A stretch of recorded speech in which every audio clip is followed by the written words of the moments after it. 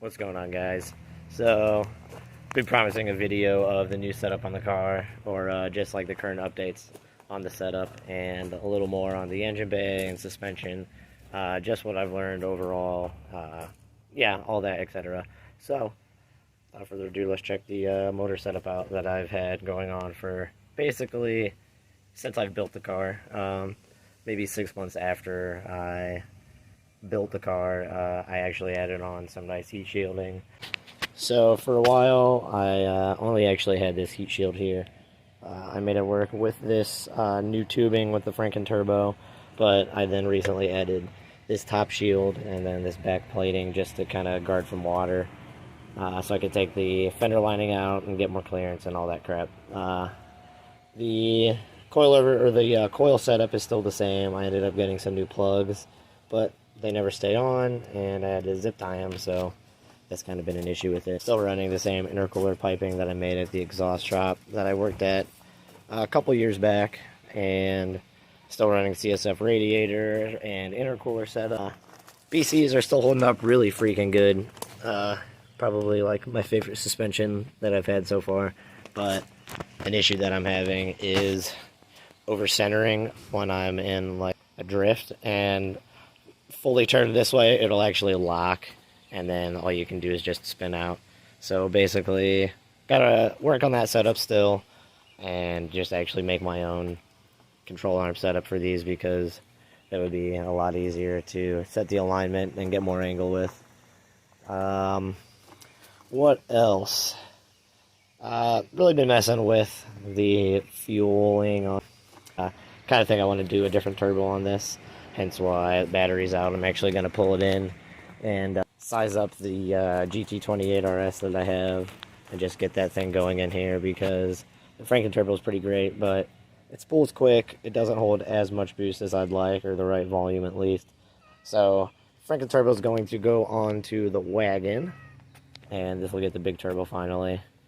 Yep. Hi. What's up, Max?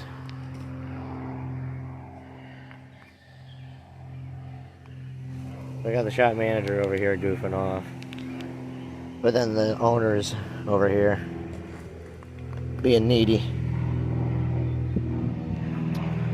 I guess that's it for the engine bay. Oh, actually, some updates on that as well. I got these pretty sick 034 solid motor mounts from the Boss Man Carry, which is pretty tight. Those things are, they make such a difference. I like them a lot. I have a new proportioning valve I need to put in. That thing's starting to leak, letting some air in. That's no fun. Still need to delete the whole booster setup because I'm just running manual brakes, but not really a priority list right now. I'm trying to get the tuning right on this thing. And, yep. Alright, so moving on to the back of the car. The rear diff's actually holding up pretty nice. The one that I've welded, or actually two that I've welded. I was running the 389 gearing in it for a while just to try to get some more speed out of it, but it was actually pretty quick, so I ended up putting the 411s back into it because those just pick up so much better than the 389s, and either of them actually held up really well, besides the axles being a pain, which, if you have the choice, or if you have the opportunity to get some OEM axles for cheap, get as many as you can. Otherwise, get something with a lifetime warranty, because you're going to break them like all the freaking time. Isn't that right, Max? Yeah, that's right. Yep.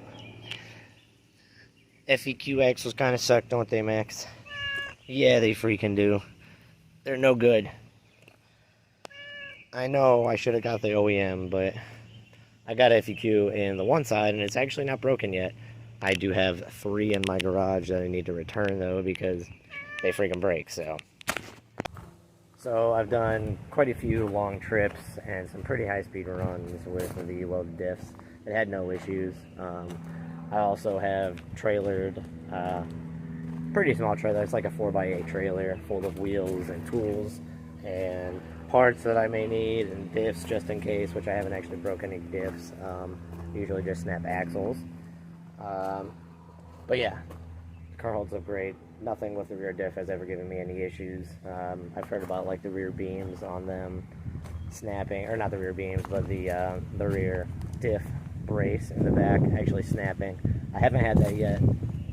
I would like to get the 034 billet brace, as well as like the sway bar and subframe bracing and solid mounts and all that for the rear end, but on a good time.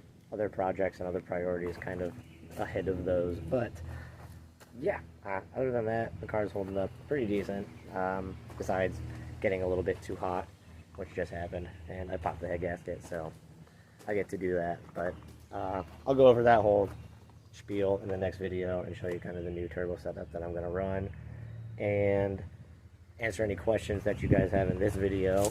Just treat them below. I'll get to those pretty quick. I'm going to start getting on videos again. I apologize. Life's crazy. I'm actually currently working with German Auto Pros. I'm no longer with ECS. I kind of made that clear a couple videos ago, but some people are still thinking I work for them, which isn't actually current. I still get parts from them, but with a pretty sweet company now. Go check out German Auto Pros. We're local, obviously, and do all European, so need something tuned, need some performance parts put onto it, hit us up.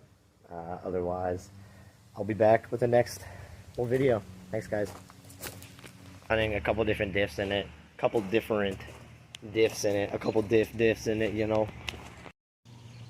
Wow.